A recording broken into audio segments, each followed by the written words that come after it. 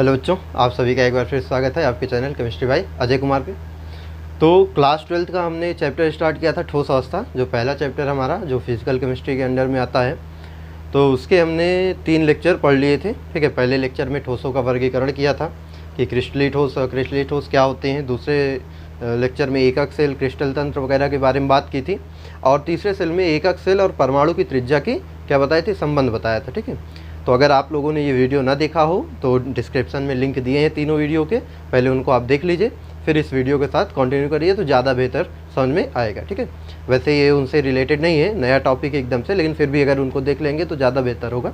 ठीक है, तो अगर आप चैनल पर नए भी हो तो भाई चैनल को सब्सक्राइब कर लेना, वीडियो लाइक कर दीजिएगा, पसंद आए तो ज़्यादा से ज़्यादा शेयर करिएगा।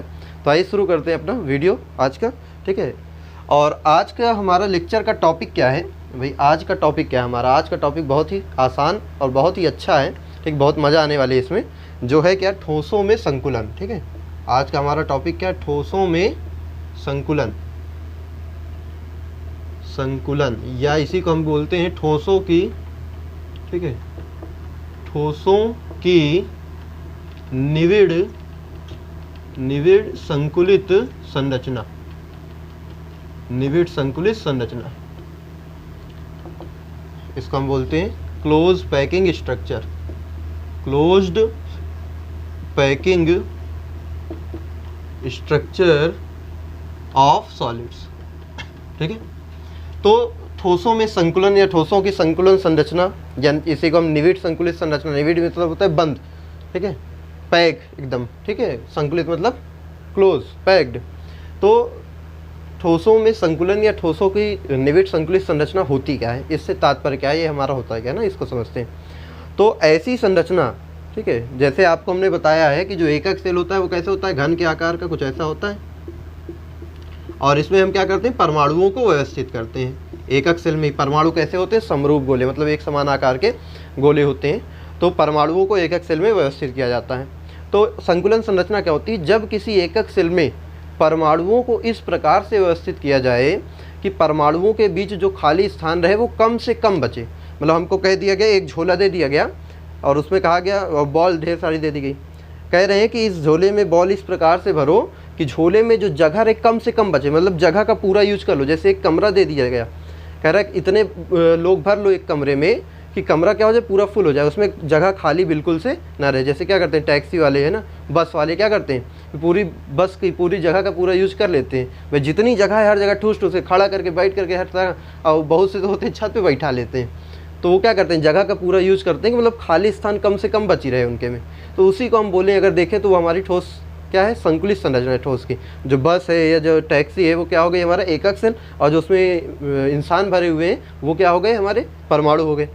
तो इस प्रकार से भर दिया कि जो हमारी जगह है वो खाली रहे, कम से कम खाली रहे, मतलब उसमें जगह लगभग ना के बराबर ही खाली रहे या कम से कम रहे। तो ऐसी संरचना क्या बोलते हैं, संकुलित संरचना। ठोसों की निविड़ संकुलित संरचना, कि ऐसी संरचना जिसमें एकक सेल में परमाणुओं को इस प्रकार से व्यवस्थित करते हैं कि परमाणुओं के बीच उपस्थित खाली स्थान कम से कम रहे।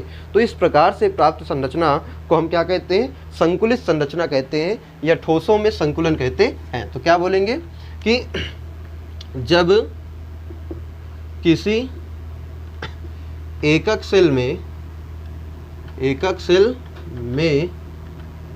परमाणुओं को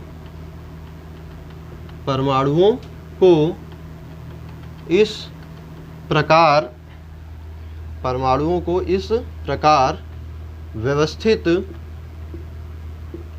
करते हैं कि उनके मध्य उपस्थित खाली स्थान कम से कम रहे। तो इस प्रकार प्राप्त संरचना क्या कहलाएगी, निविड़ संकुलित संरचना कहलाती, क्लोज्ड पैकिंग स्ट्रक्चर। निविड़ संकुलित संरचना कहलाती।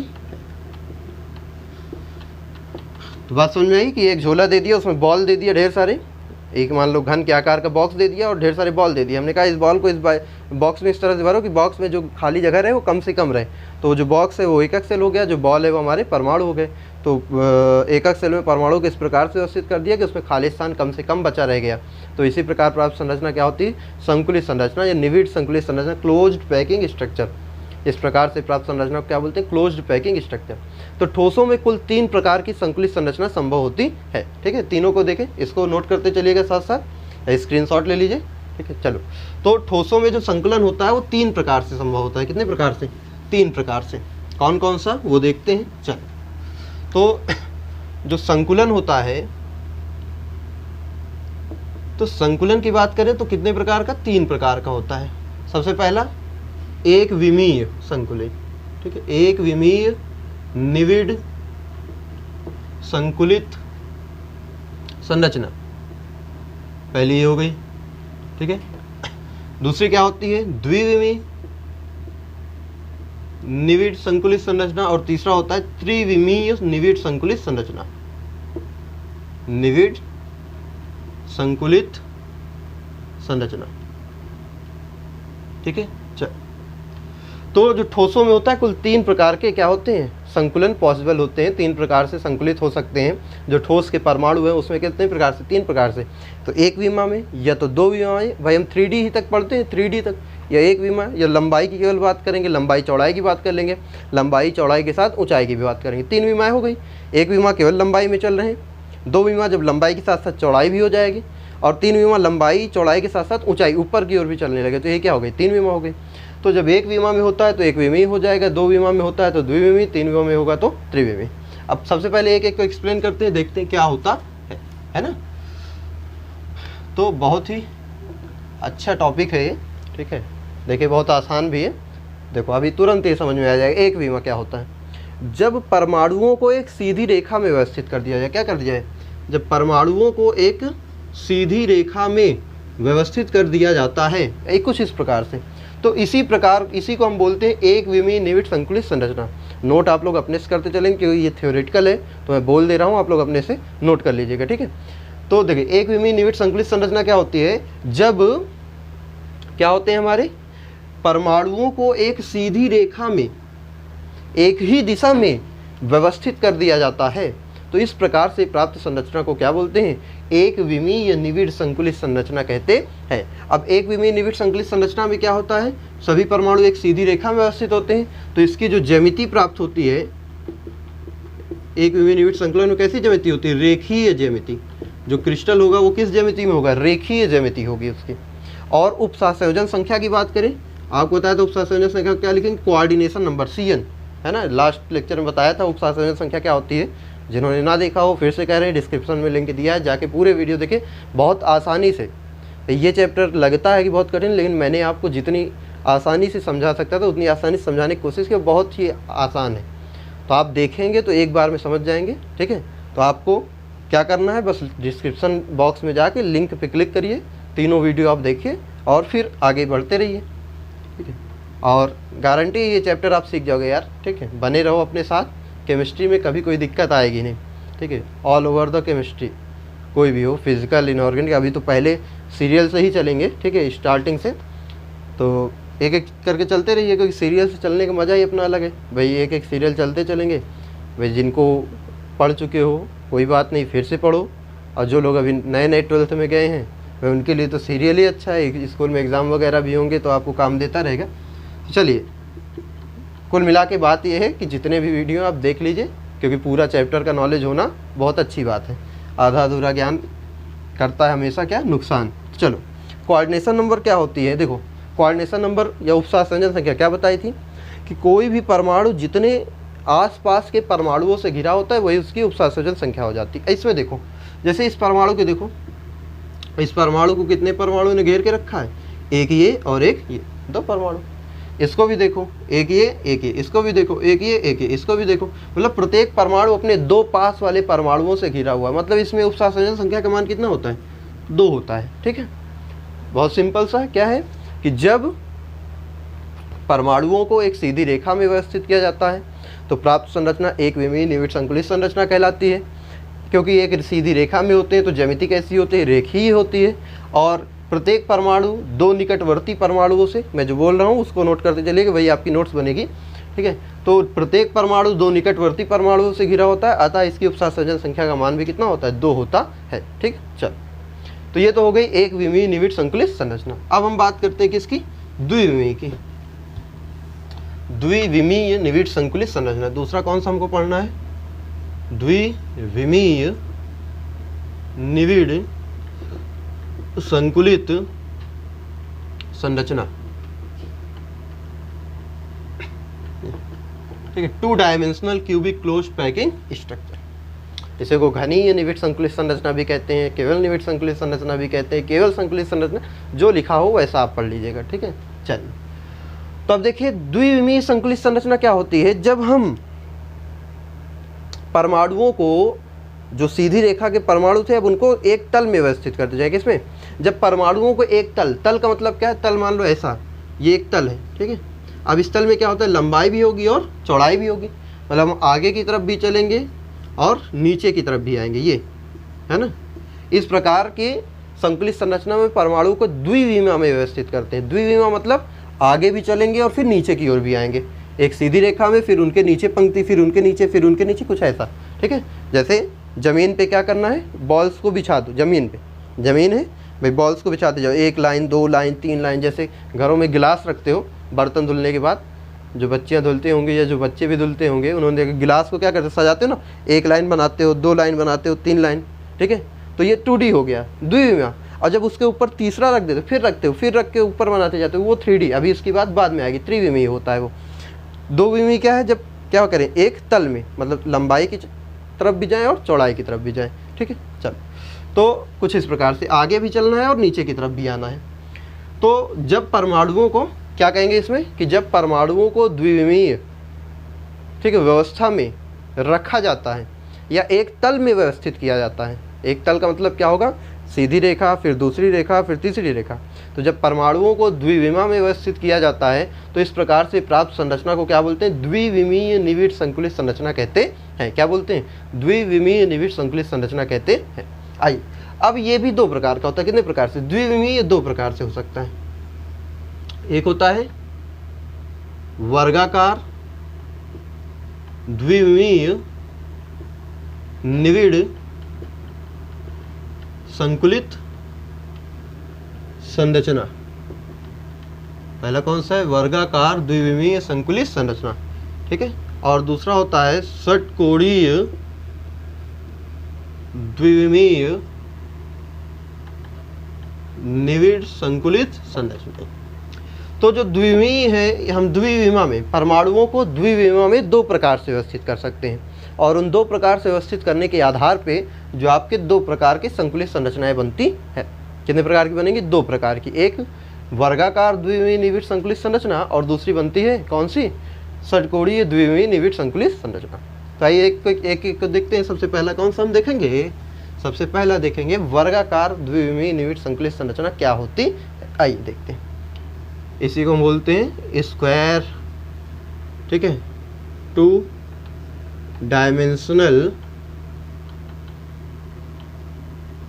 Dimensional cubic closed packing structure, ठीक है।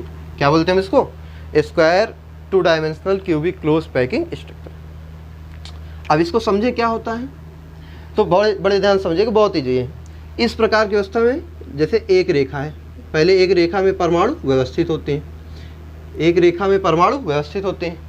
अब जो दूसरी रेखा या पंक्ति, इसको बोल लें, क्या बोले, पंक्ति बोल लें, जो दूसरी पंक्ति के परमाणु होते हैं वो पहली पंक्ति के परमाणुओं के ठीक नीचे, मतलब जो दूसरी आएगी इसी के नीचे, जस्ट ये दूसरा परमाणु, इसी के नीचे परमाणु, मतलब दूसरी पंक्ति के परमाणु पहली पंक्ति के परमाणुओं के ठीक नीचे व्यवस्थित होते हैं। फिर इसी तरह से अग्रिम पंक्तियां भी क्या होती हैं, व्यवस्थित होती जाती है, कुछ इस प्रकार से। देखें, तो इस प्रकार की संकुल संरचना में, मतलब वर्गाकार में, इस प्रकार की संकुल संरचना में पहले एक पंक्ति में परमाणु व्यवस्थित होते हैं, फिर दूसरी पंक्ति के परमाणु पहली पंक्ति के परमाणुओं के ठीक नीचे व्यवस्थित होते हैं और इसी प्रकार अग्रिम पंक्तियां भी व्यवस्थित होती हैं। ये लिखते जाइएगा कि इस प्रकार के संकलित संरचना में पहले एक पंक्ति में परमाणु व्यवस्थित होते हैं, फिर दूसरी पंक्ति के परमाणु पहली पंक्ति के परमाणुओं के ठीक नीचे व्यवस्थित होते हैं और इसी प्रकार अग्रिम पंक्तियां भी व्यवस्थित होती हैं। अब बात करें इसे वर्गाकार कहा क्यों जाता है, इसे वर्गाकार कहा क्यों जाता है। तो अगर देखो कोई भी नज़दीक के 4 परमाणुओं को मिलाओ, केंद्र मिला दो, चारों परमाणुओं के केंद्र को मिलाओ, ये 4 परमाणु है, इन चारों को मिला दो। अगर मिलाने पे आप देखें तो क्या बन रहा है, वर्ग बन रहा। क्या बन रहा, वर्ग। तो किन्हीं भी 4 निकटवर्ती परमाणुओं को मिलाने पर क्या बनता है, वर्ग बनता है। इस वजह से इसे वर्गाकार द्विविमीय निविड़ संकलित संरचना भी कहते हैं। और एक चीज़ ध्यान दोगे तो इनके बीच जो खाली स्थान है, देखो ये खाली स्थान, इस खाली स्थान का भी आकार कैसा है, वर्गाकार। तो इसमें जो रिक्तियां होती हैं वो भी कैसी होती हैं, वर्गाकार। मतलब जो परमाणुओं के बीच खाली स्थान होता है वो भी कैसा होता है, वर्गाकार होता है। ये तो किन्हीं भी 4 निकटवर्ती परमाणुओं को मिलाने पर वर्ग बनता है, इसलिए इन्हें वर्गाकार द्विविमीय संकलित संरचना बोलते हैं। और इनके परमाणुओं के बीच जो खाली स्थान होता है वो भी कैसा होता है, वर्गाकार होता है। अब बात करें इसमें किसी परमाणु की उपसह संयोजन संख्या कितनी होगी।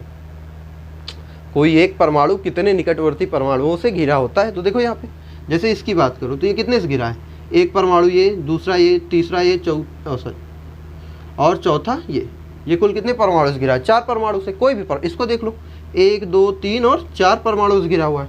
इसको देख लो, 1 2 3 4 परमाणु से घिरा हुआ।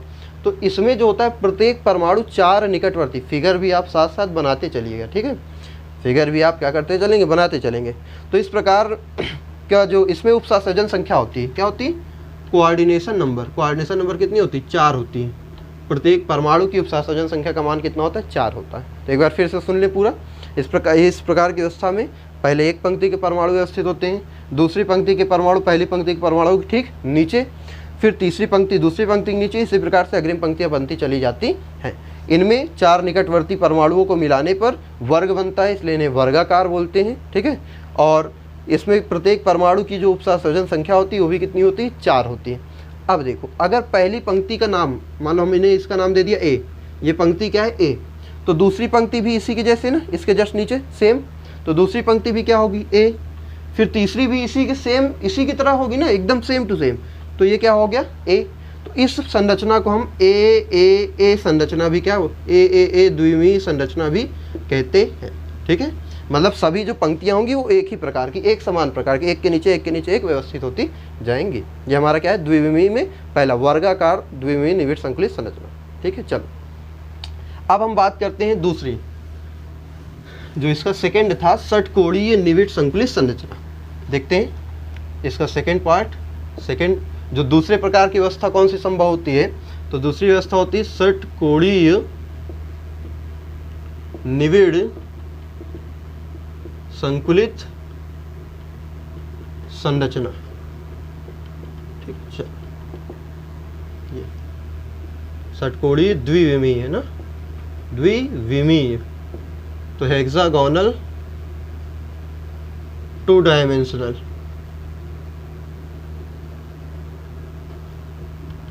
क्यूबिक क्लोज पैकिंग स्ट्रक्चर, ठीक है। अब इसको समझे बड़े प्यार से, एकदम आराम से देखेंगे, बहुत आराम से समझ जाओगे, ठीक है। देखो अब इसमें क्या होता है, इसमें पहले एक पंक्ति में परमाणु व्यवस्थित होते हैं कुछ इस प्रकार से। इस प्रकार के एक सेल में पहले एक पंक्ति में परमाणु व्यवस्थित होते हैं। अब देखो इन परमाणुओं के बीच में ये खाली स्थान दिख रहा ना, ये खाली स्थान, ये खाली स्थान, ये खाली स्थान दिख रहा।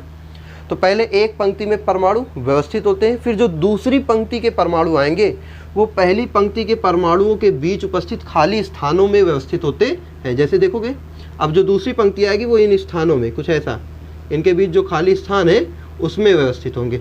फिर जो तीसरी पंक्ति आएगी वो पहले वाले के जस्ट सीध में, पहले वाले के एकदम सामने, ठीक है, कुछ इस प्रकार से। अब जो चौथी आएगी वो दूसरे के एकदम नीचे, मतलब दूसरे के एकदम सीध में होगी, कुछ इस प्रकार से। ये इसी प्रकार अग्रिम जो पांचवी होगी वो पहले के जैसे, फिर जो छठवीं होगी वो तीसरे के जैसे, इसी प्रकार ये क्या होती जाएगी, बनती जाएगी। तो पहले समझे इस प्रकार के एकक सेल में पहले एक पंक्ति में परमाणु व्यवस्थित होते हैं, फिर दूसरी पंक्ति के परमाणु पहली पंक्ति के परमाणुओं के बीच उपस्थित खाली स्थानों में रखे हुए होते या खाली स्थानों के नीचे रखे होते हैं। फिर जो तीसरी पंक्ति होती है वो पहली पंक्ति के सीध में तथा चौथी पंक्ति दूसरी पंक्ति के सीध में रखी होती है। इसी प्रकार अग्रिम पंक्तियां भी व्यवस्थित होती जाती हैं। अगर बताओ इसको क्या बोले ए, तो अब ये दूसरी वाली इसके सामने तो है नहीं, अलग हो गई ना, बीच में चली गई, तो इसको क्या बोलोगे बी। तो तीसरी वाली फिर ए के जैसे है तो ये ए, चौथी वाली फिर बी के जैसे है बी, इसी तरह ये बनती जाएगी। तो इस प्रकार की संरचना को हम क्या बोलते हैं, ए बी संरचना। क्या बोलते हैं, ए बी संरचना भी कहते हैं। इसको हम क्या बोलते हैं, ए बी संरचना भी कहते हैं। ठीक है, तो एक बार अब और समझो, इसमें इसको षटकोणीय क्यों बोलते हैं। अगर किन्हीं 6 निकटवर्ती परमाणुओं को मिलाओगे, देखो यहाँ पे ये मिला दिया, तो देखो यहाँ क्या बन रहा, षटकोण, 6 भुजाएं, 6 भुजाओं वाला एक क्या बन रहा, आकृति बनी, ज्यामिति बनी, इसे क्या बोलते हैं, षटभुज। यही तो होगा भाई, षटभुज जिसमें 6 क्या हो, भुजाएं हो, षटकोण जिसमें 6 कोण हो। तो देखो किन्हीं भी 6 निकटवर्ती परमाणुओं को मिलाने पर षटकोणीय संरचना प्राप्त होती है। इस वजह से इसे हम षटकोणीय निविड़ संकुलित संरचना भी कहते हैं। और देखो प्रत्येक परमाणु की उपसंयोजन संख्या कितनी होगी। इस परमाणु को देखो, ये परमाणु कितने परमाणु से घिरा हुआ है, 1 2 3 4 5 और 6। इसको देखो, ये वाला 1 2 3 4 5 6 है ना। अगर आगे इसी तरह इसमें और व्यवस्थित होता तो ये वाला देखो 1 2 3 4 5 और ये 6। तो प्रत्येक परमाणु 6 निकटवर्ती परमाणुओं से क्या हुआ है, घिरा हुआ है। तो इसकी जो उपसंयोजन संख्या होती है वो कैसी होती है, जो कोऑर्डिनेशन नंबर होती है वो कितनी होती है, 6 होती है। प्रत्येक परमाणु इसमें 6 निकटवर्ती परमाणुओं से क्या होता है, घिरा हुआ होता है। और इसमें रिक्ति की बात करें, जो परमाणुओं के बीच खाली स्थान, तो देखो कैसी होती, त्रिभुजीय रिक्ति होती। कैसी होती, देखो ये त्रिभुज बन रहा ना, जो खाली स्थान उसको मिलाओगे क्या बनेगा, त्रिभुज बन रहा। देखो यहाँ पे कहीं पे भी मिला दो क्या बनेगा, एक त्रिभुज बनेगा। पूछिए, देखो सभी जगह त्रिभुज बन रहा ना। तो जो इसमें रिक्ति होती है, रिक्ति कैसी होती है, त्रिभुजीय रिक्ति पाई जाती है, त्रिभुजीय रिक्ति पाई जाती है ये। ठीक है, तो फिर से एक बार इसको भी समझ लें। फिगर आप जरूर बनाइएगा, फिगर ही है जो समझाएगा बाद में, वह भी तो हम समझा दे रहे हैं। फिर ना समझ आए फिर से वीडियो देखना, लेकिन फिगर बनाए रहोगे तो अपने से एक बार नोट्स भी पलट लोगे तो ध्यान आ जाएगा। तो फिर समझते हैं एक बार कि इस प्रकार की संकलित संरचना में पहली एक रेखा में परमाणु व्यवस्थित होते हैं। फिर जो दूसरी रेखा के परमाणु होते हैं, पहले रेखा के परमाणु के बीच खाली स्थान के नीचे व्यवस्थित होते हैं। फिर तीसरी रेखा पहले के सीध में, फिर चौथी रेखा दूसरे के सीध में, फिर पांचवी तीसरे के सीध में, छठवीं चौथे के सीध में। इसी प्रकार से अग्रिम पंक्तियां बनती जाती हैं। अगर पहले को ए माने तो दूसरी बी हो गई, फिर तीसरी ए आएगी, फिर चौथी बी आएगी, तो ए बी संरचना इसको बोलते हैं। 6 निकटवर्ती परमाणुओं को मिलाओगे तो षटकोण बनेगा, इस वजह से इसे षटकोणीय संकलित संरचना बोलते हैं। और प्रत्येक परमाणु की उपसंयोजन संख्या कितनी होती है, कोऑर्डिनेशन नंबर कितना होता है, 6 होता है। और जो रिक्ति है, देखो रिक्ति का आकार कैसा है, त्रिभुजाकार है। तो इसमें किस प्रकार की रिक्ति पाई जाती है, त्रिभुजीय रिक्ति पाई जाती है। तो ये हमारा क्या है, द्विविमीय निविड़ संकुलित संरचना होती है। ठीक है, चलो इसको करो नोट जल्दी से, फिर त्रिविमीय देखते हैं। चलिए अब देखते हैं क्या त्रिविमीय संकलित संरचना, आइए। ठीक है, तो ये हमारा क्या था, द्विविमीय। द्विविमीय कितने प्रकार की होती है, 2 प्रकार की। एक कौन सी, एक होती है 2 डायमेंशनल और एक होती है मतलब 2 डायमेंशनल स्क्वायर वर्गाकार, और दूसरी षटकोणी। अब देखें तीसरा कौन सा हम पढ़ेंगे, त्रिविमीय। त्रिविमीय संकुलित संरचना है, निविड़ संकुलित संरचना बोलेंगे। 3 dimensional cubic close packing structure. बहुत सिंपल सा है। करना क्या है इसमें, अभी जो आपने 2D स्ट्रक्चर बनाया, 2 डायमेंशनल द्विविमा बनाया, तो द्विविमीय संकुल संरचनाओं की परतों को एक के ऊपर एक द्विविमीय परत लिया, फिर दूसरी लिया, उसको ऊपर रख दिया, फिर तीसरी उसके ऊपर। मतलब अभी तक लंबाई चौड़ाई में चले 2, अब ऊंचाई में भी चलेंगे। एक परत रखी, फिर दूसरी परत उसके ऊपर, तीसरी परत उसके ऊपर, ऐसे करके क्या करते गए, रखते गए। तो त्रिविमीय संकुलित संरचना क्या होती है, द्विविमीय संकुलित संरचनाओं की परतों को एक के ऊपर एक व्यवस्थित करने पर त्रिविमीय संकुलित संरचनाएं प्राप्त होती हैं। या फिर हम ऐसे कह सकते हैं कि जब परमाणुओं को त्रिविमा में व्यवस्थित किया जाता है, जब परमाणुओं को त्रिविमा में व्यवस्थित किया जाता है, अंतराकाश में व्यवस्थित किया जाता है, तो उसे हम क्या बोलते हैं, त्रिविमीय संकुलित संरचना कहते हैं। ठीक है, ये कितने प्रकार से हो सकता है, ये बन सकता है, देखो 2 प्रकार से ये बनेगा, 2 प्रकार से बन सकता है। पहला प्रकार कौन सा, पहला बनेगा वर्ग द्विविमीय वर्गाकार निविड संकुलित संरचना की सहायता से, एक हम किसकी सहायता से बनाएंगे, वर्गाकार द्विविमीय की सहायता से, और जो दूसरा बनेगा वो बनेगा द्विविमीय षटकोणीय निविड संकुलित संरचना की सहायता से। तो भाई द्विविमीय की परतों को एक के ऊपर एक रखना है, तो कितने प्रकार के द्विविमीय पढ़े हमने, दो प्रकार के, एक वर्गाकार और एक षटकोणीय। तो हम वर्गाकार की सहायता से भी बना सकते हैं और षटकोणीय की सहायता से भी बना सकते हैं। आइए देखते हैं, स्टार्ट करते हैं एक एक कि वर्गाकार से कैसे बनाएंगे और षटकोणीय से कैसे बनाएंगे। ठीक है, चलिए तो आइए देखते हैं अपना। सबसे पहला द्विविमीय वर्गाकार संकुलित संरचना की सहायता से। अब वर्गाकार कैसा था, देखो द्विविमीय वर्गाकार कैसा था। द्विविमीय वर्गाकार में पहले एक पंक्ति में परमाणु व्यवस्थित होते थे, फिर दूसरी पंक्ति के परमाणु उसके ठीक नीचे, तीसरी पंक्ति के परमाणु उसके ठीक नीचे। ये क्या हमारा वर्गाकार द्विविमीय संकुलित संरचना था। अब एक परत ये हो गई, अब इसी तरह की एक परत और लाके एकदम सेम इसके ऊपर रख दें, और इस प्रकार से रखें कि जो दूसरी परत का परमाणु है वो पहली परत के परमाणु के ठीक ऊपर, कुछ ऐसा। ठीक है, डॉट लाइन का मतलब परमाणु इसके ऊपर रखा गया। ये जो दूसरी परत का परमाणु हो वो पहली परत के परमाणुओं के ठीक ऊपर व्यवस्थित होना चाहिए। फिर तीसरी परत का परमाणु भी दूसरी परत के परमाणुओं के ठीक ऊपर।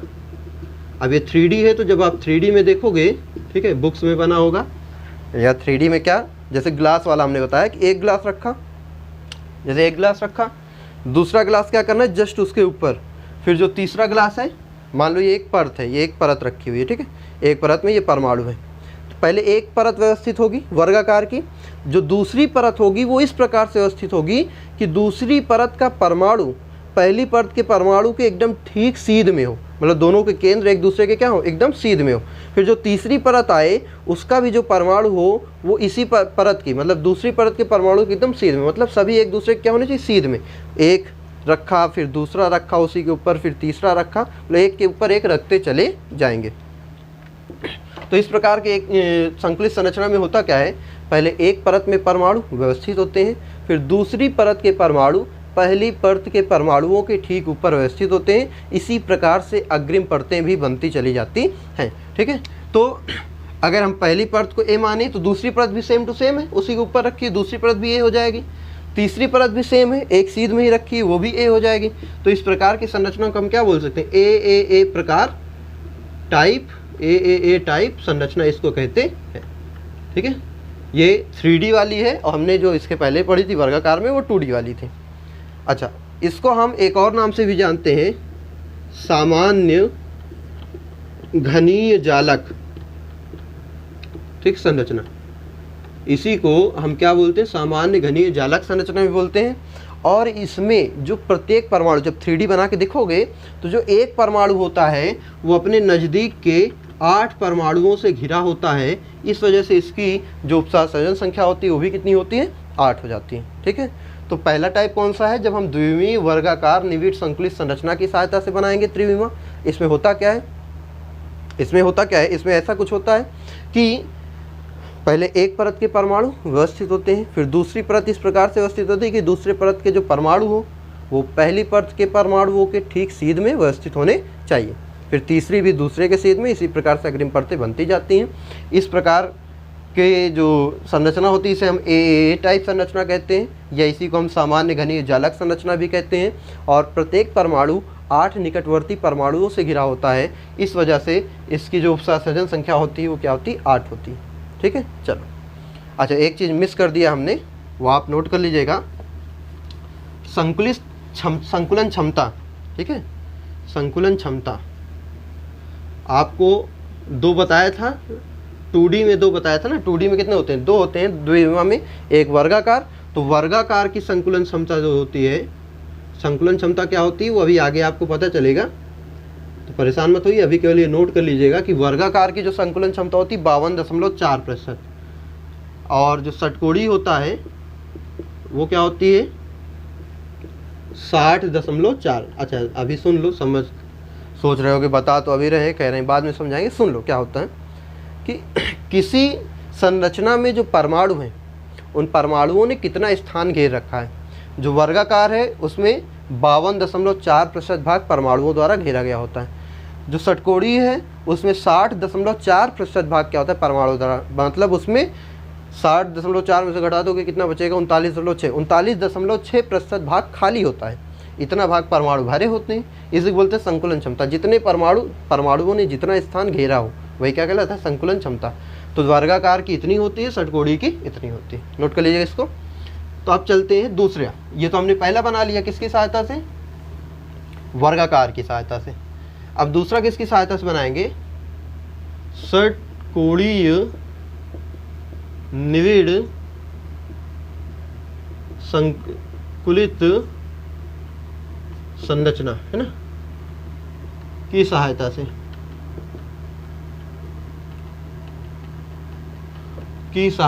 से, अब देखो तो षटकोणीय निविड़ संकुलित संरचना की सहायता से कैसे बनाएंगे, है ना, क्या होता है इसमें, देखें इसको। चल, तो इसमें भी दो प्रकार से बनता है। अब इसमें भी दो प्रकार से बनेगा। इसमें भी कितने प्रकार से, षटकोणीय की सहायता से भी दो प्रकार। पहला प्रकार कौन सा होगा, प्रथम परत के ऊपर द्वितीय परत को रखना, या द्वितीय परत रखकर। पहला 3D कौन बनेगा, कैसा बनेगा, जब हम पहली परत के ऊपर दूसरी परत को रखेंगे तब एक बनेगा। जैसे ये पहली परत हो गई, ये दूसरी परत हो गई, तो पहली परत के ऊपर दूसरी परत रख दी, एक प्रकार से ये बनेगा। और दूसरा कौन सा बनेगा, जब द्वितीय परत के ऊपर हम एक और परत, तीसरी परत ला के रख देंगे, कुछ ऐसा, तो वो दूसरे प्रकार का बनेगा। ठीक है, पहले इसको समझ लेते हैं। जब एक परत के ऊपर दूसरा रखते हैं तब कैसा बनेगा षटकोणीय का, आओ देखते हैं। चलिए, तो इसमें होता क्या है, पहले षटकोणीय संकुलित संरचना की एक परत जो इस प्रकार से होती है रखी होगी। इस प्रकार की संकुलित संरचना में, संकुलन संरचना में एक षटकोणीय द्विमीय परत रखी होती है। अब जो दूसरी परत आएगी तो दूसरी परत के परमाणुओं को इस प्रकार व्यवस्थित किया जाता है कि दूसरी परत के जो परमाणु होते हैं वो पहली परत के बीच, देखो ये पहली परत के बीच में एक खाली स्थान दिख रहा, ये खाली स्थान दिख रहा, ये खाली स्थान दिख रहा, ये खाली स्थान दिख रहा है ना, ये सब खाली स्थान दिख रहे हैं। ये देखो थोड़े थोड़े जो खाली स्थान है।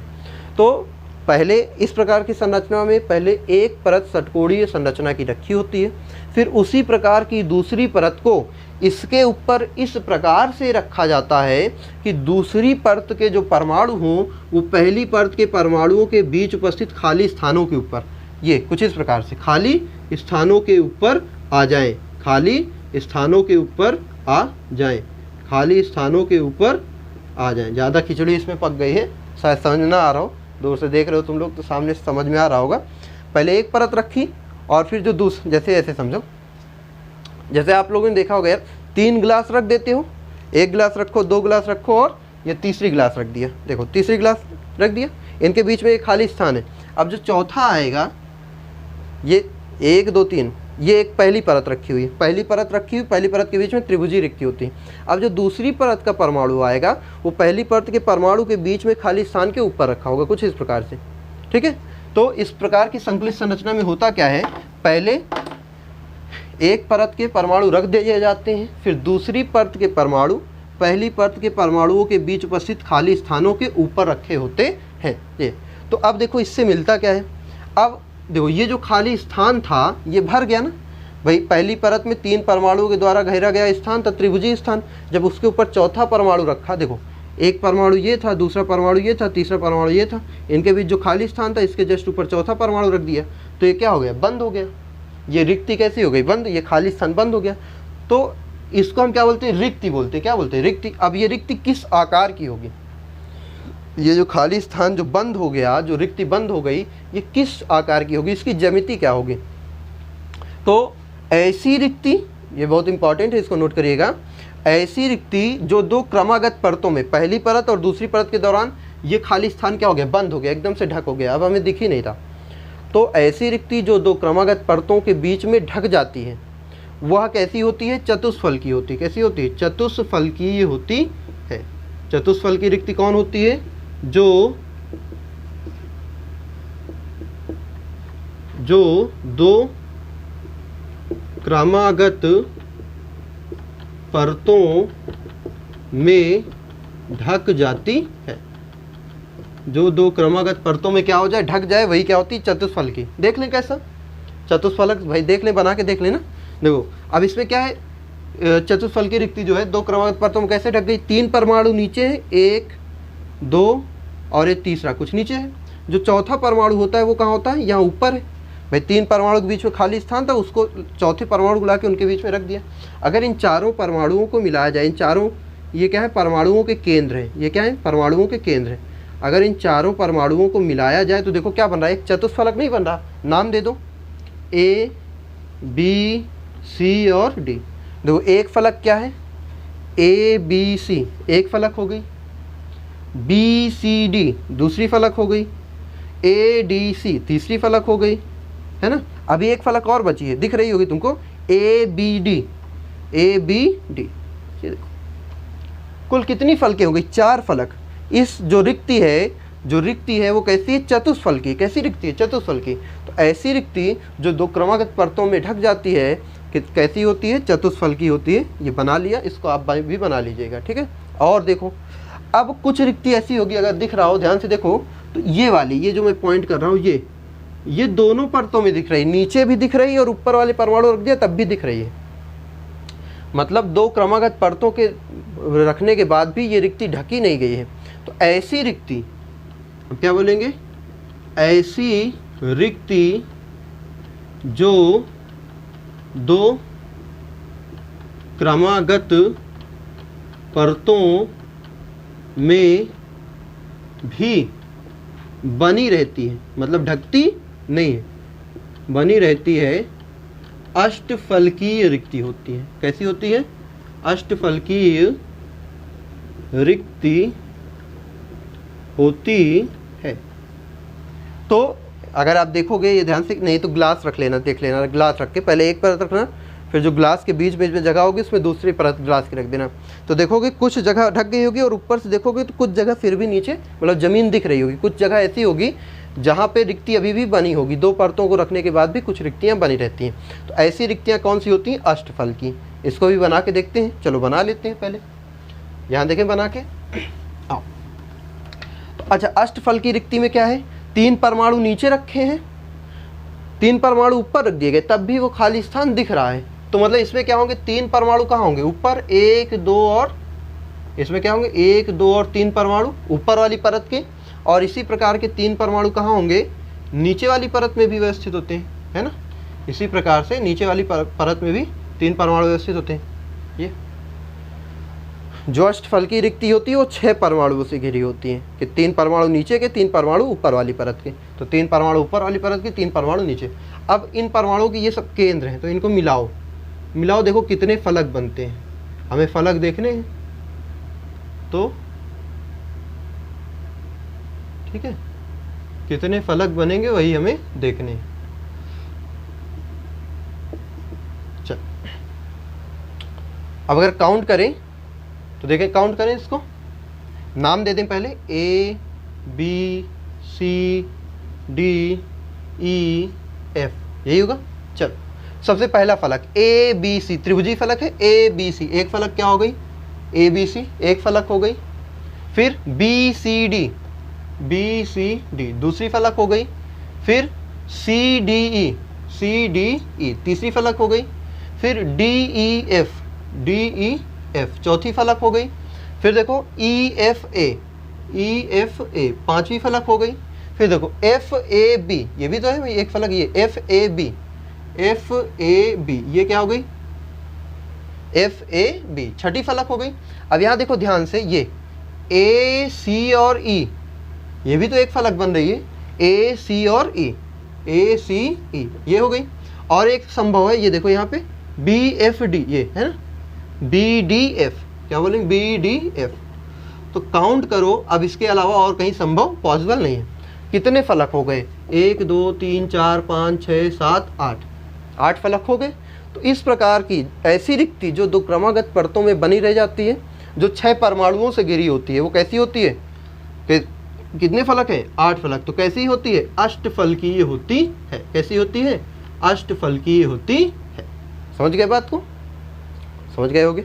तो प्रथम परत के ऊपर द्वितीय परत रख के क्या होता है कि इसमें सबसे पहले षटकोणीय संरचना की एक परत रखी होती है, फिर उसी प्रकार की दूसरी परत को इस प्रकार से रखा जाता है कि जो दूसरी परत के परमाणु हो वो पहली परत के परमाणुओं के बीच खाली स्थानों के कहाँ रखे हों? ऊपर रखे हुए होते हैं। अब इनमें होता क्या है कि जो रिक्ति दो क्रमागत परतों में ढक जाती है वो कैसी होती है? चतुष्फलकी। देखो 4 फलक होते हैं उसमें, और ऐसी रिक्ति जो दो क्रमागत परतों में भी बनी रहती है वो 6 परमाणुओं से घिरी होती है, और वो कैसी होती है? अष्टफलकीय होती है। अब इनकी बात आती है संख्या भी निर्धारण करने की कि किसी भी क्रिस्टल में, किसी भी संकुलित संरचना में कितनी अष्टफलकीय रिक्तियाँ होंगी और कितनी चतुष्फलकी।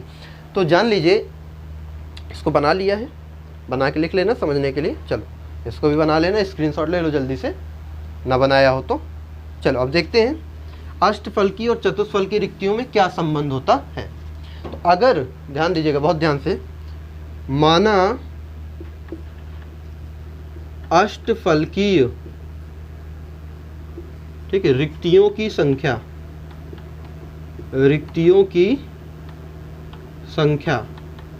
कितनी होगी? n होगी। तो चतुष्फलकीय रिक्तियों की संख्या कितनी हो जाएगी? 2n हो जाएगी। ठीक है, मतलब किसी भी क्रिस्टल में, किसी भी संरचना में जितनी अष्टफलकीय रिक्तियां होती हैं उसकी 2 गुनी क्या होती? चतुष्फलकी। मान लो अगर किसी ठोस में, किसी संकलित संरचना में 2 अष्टफलकीय रिक्तियां, तो उसमें चतुष्फलकीय रिक्तियां कितनी हो जाएंगी? 4 हो जाएंगी।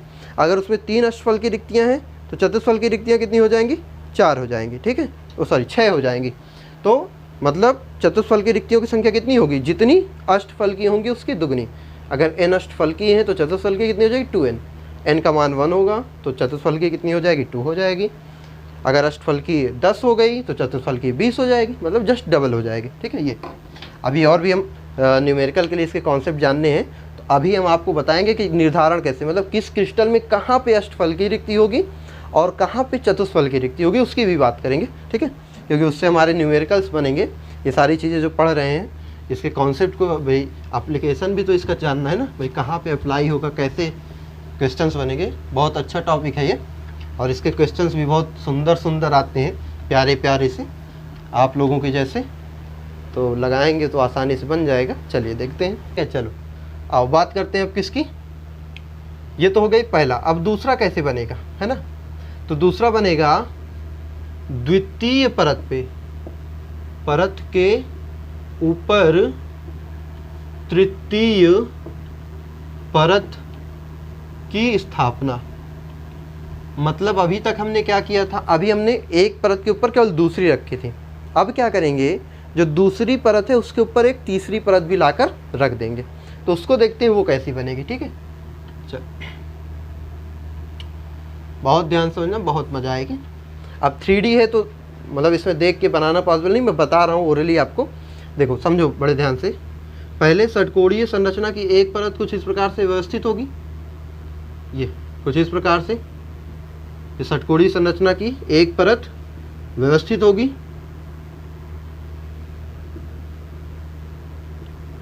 अब जो दूसरी परत होगी वो क्या होगी?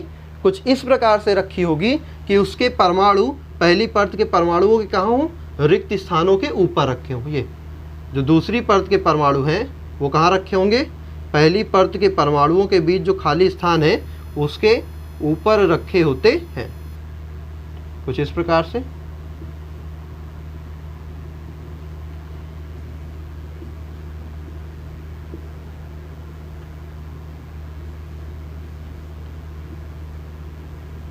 कलर अलग होता तो शायद अच्छे से समझ में आ जाता, तो फिर भी थोड़ा थोड़ा दिख रहा होगा।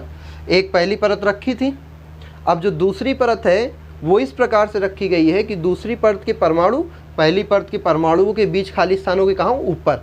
अब जो तीसरी परत होगी, ये द्वितीय परत पे तृतीय परत की स्थापना भी 2 प्रकार से, अभी हम पहला प्रकार देख रहे हैं। ठीक है, तो पहले एक परत रखी, फिर दूसरी परत ऐसे रखी कि दूसरी परत के परमाणु पहले के परमाणु के बीच खाली स्थानों के ऊपर हैं। अब तीसरी परत इस प्रकार से रखेंगे कि उसके परमाणु पहली वाली के एकदम सीध में आए। जैसे ये तीसरी परत है तो इसका परमाणु कहाँ हो, जस्ट इसकी सीध में। तो तीसरी परत इस प्रकार से रखी जाती है कि उसके परमाणु पहली परत के परमाणु के एकदम सीध में हो। चौथी परत इस प्रकार से रखी जाती है कि उसके परमाणु दूसरी परत के परमाणु की सीध में हो। फिर पांचवी परत इस प्रकार से रखी जाएगी कि उसके परमाणु तीसरी के सीध में हो, पहली दूसरी, फिर जो तीसरी होगी वो सेम होगी, फिर चौथी दूसरे के सेम होगी, फिर पांचवी तीसरे के सेम होगी, फिर छठवीं चौथे के सेम होगी। मतलब इस तरह से बनती जाती है, पहली तीसरी छठवीं इस तरह सेम होगी, मतलब अल्टरनेट ऑर्डर पे सेम होती है। तो अगर हम पहले को ए माने तो दूसरी क्या होगी बी, फिर तीसरी वाली सेम है मतलब ए, चौथी वाली फिर बी, पांचवी फिर ए, फिर बी।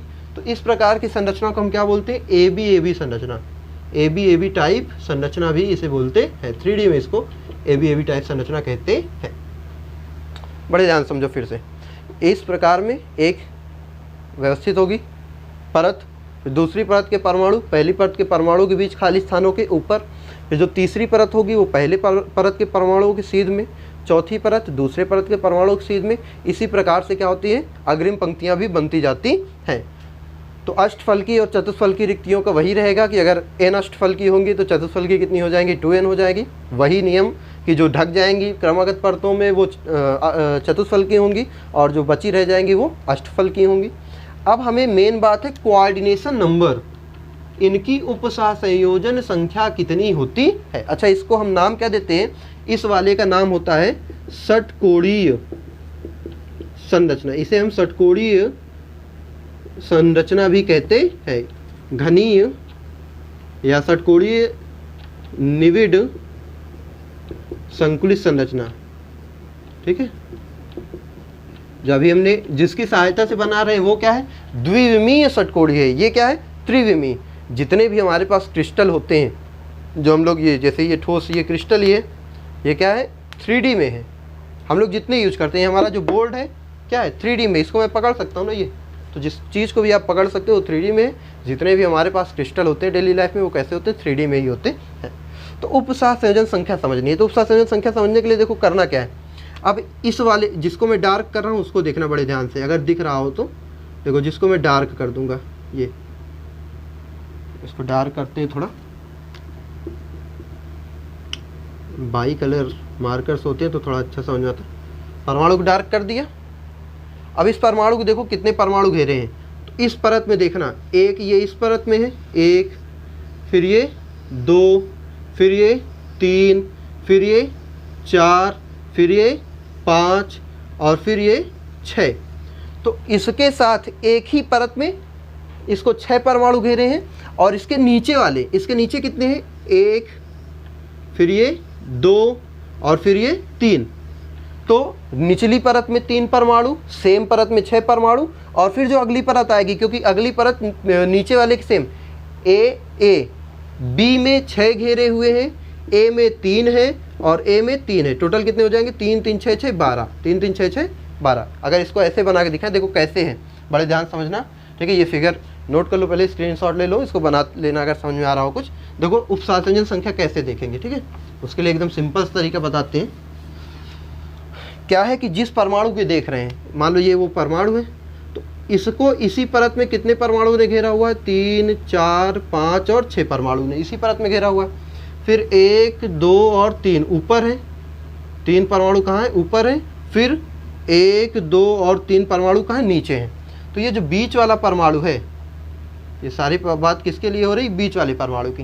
तो ये जो बीच वाला परमाणु है कितने परमाणु से घिरा हुआ है, अपने जिस परत में है उस परत में इसको 1 2 3 4 5 6 परमाणु घेरे हैं। उसके ऊपरी परत के 3 परमाणु और उसके निचली परत के भी 3 परमाणु।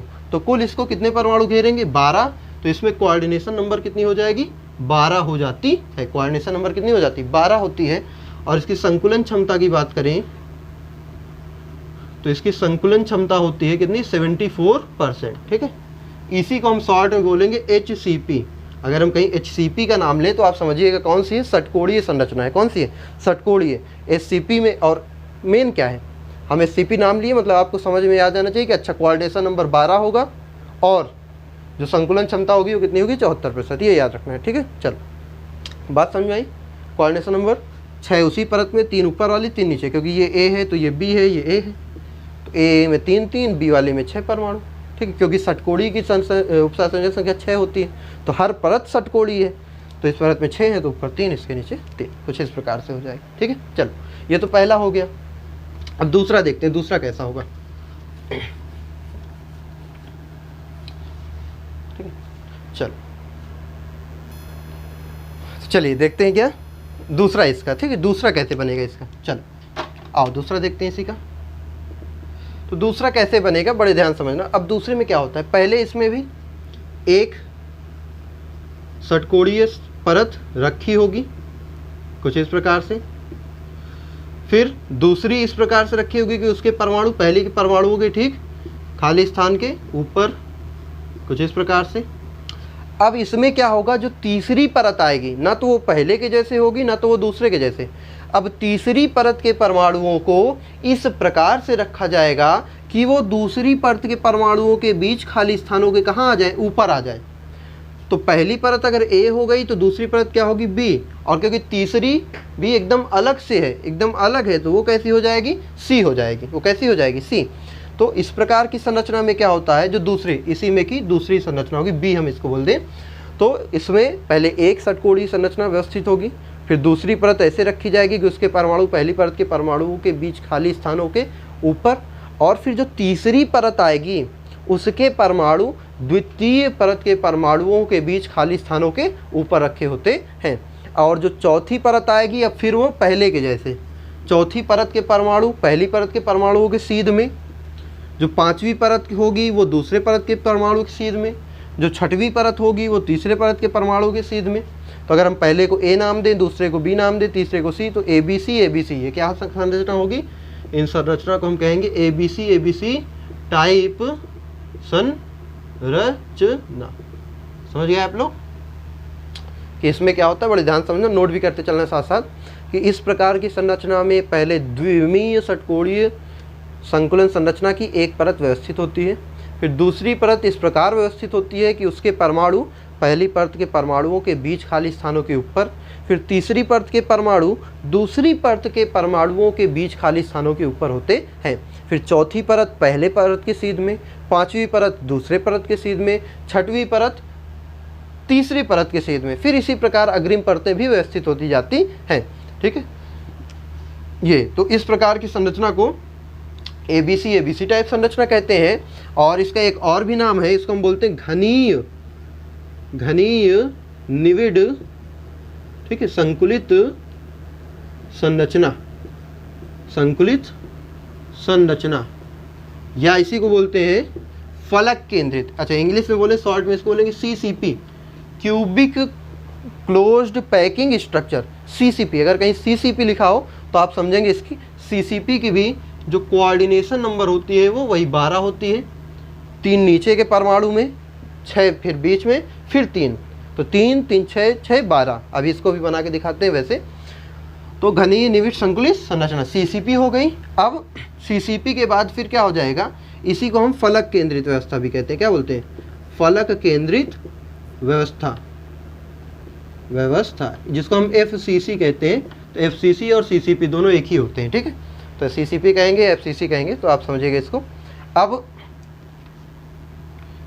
इसकी उपसंयोजन संख्या 12 हो गई, और इसकी भी संकुलन क्षमता सेम टू सेम होती है। इसकी भी जो संकुलन क्षमता होती है वो कितनी होती है, 74% होती है। सेम एबी टाइप और एबीसी टाइप की जो संकुलन क्षमताएं होती हैं बिल्कुल सेम होती है, 74%। बात समझ में आ गई है। अच्छा उपसंयोजन संख्या देखें, इसका कैसे निकालेंगे। तो देखो, मान लो पहली परत क्या है, पहली परत कुछ ऐसी है जिसमें 6 परमाणु घिरे हुए हैं।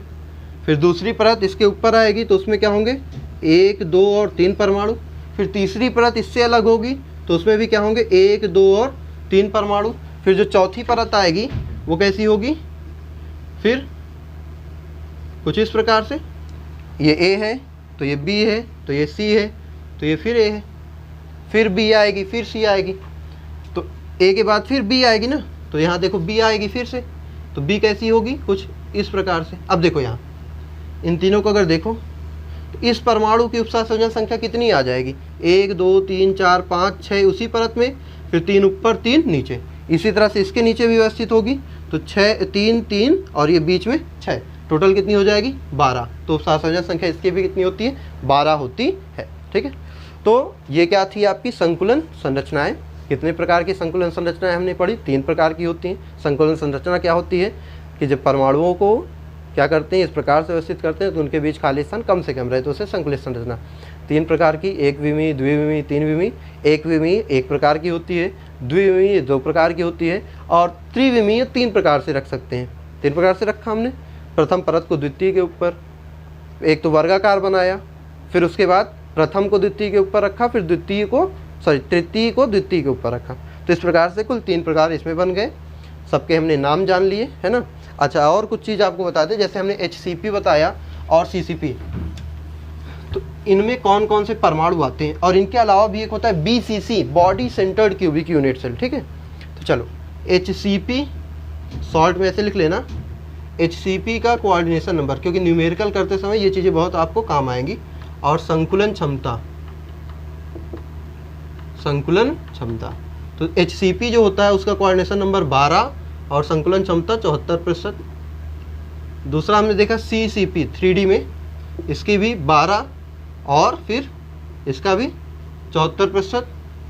और हमने क्या देखा था, और हमने स्क्वायर वाला देखा था वर्गाकार, उसको तो लिखा ही दिया था 60.4। ये दोनों ज़्यादा इंपॉर्टेंट है। इनके अलावा जो एक और इम्पॉर्टेंट है BCC, उसमें होता है उपसार संयोजन संख्या 8 और संकुलन क्षमता होती है 68%। जितनी क्षार धातुएं होती हैं, ठीक है, क्षार धातुएं कौन सी, लिथियम, सोडियम, पोटेशियम, रुबिडियम और सीजियम, वो सभी किस में होती है, BCC में होती है। वो सभी किस में होती है, BCC में। ठीक है, चलो तो इसको नोट कर लेना। हालांकि ये तो आपको क्वेश्चन में दिया रहता है किसकी संरचना क्या होगी, बाकी याद कर लीजिएगा। कभी ऑब्जेक्टिव क्वेश्चन कंपटीशन वगैरह में पूछ लेता है कि इसकी संरचना कैसी होती है, तो HCP ये सब है HCP में, इनकी संकुलन क्षमता और कोऑर्डिनेशन नंबर याद कीजिए। ठीक है, तो अब जो हमारा अगला टर्न होगा, अगला लेक्चर होगा, उसमें हम देखेंगे जो हमने आज त्रिज्याएँ पढ़ी, रिक्तियाँ पढ़ी। रिक्तियाँ 3 प्रकार की, एक त्रिभुजीय थी, एक चतुष्फल की थी और एक अष्टफल की थी। तो इन सभी रिक्तियों की त्रिज्याएँ ज्ञात करेंगे। ठीक है, वो कैसे ज्ञात करेंगे, क्या होती है, और त्रिज्याओं के अलावा संकुलन क्षमता, ये जो हमने बात की ना संकुलन क्षमता, इसको निकालते कैसे हैं, इसका फॉर्मूला क्या होगा। मान लो इनके अलावा अगर किसी प्रकार का एक क्रिस्टल दे दिया, उसमें कुछ कंडीशन दे दी, तो उसकी संकुलन क्षमता कैसे निकालेंगे, वो सारी चीज़ें हम क्या करेंगे नेक्स्ट लेक्चर में सीखेंगे। तब तक के लिए वीडियो को देखिए, लाइक करिए, शेयर करिए, चैनल को सब्सक्राइब करिए।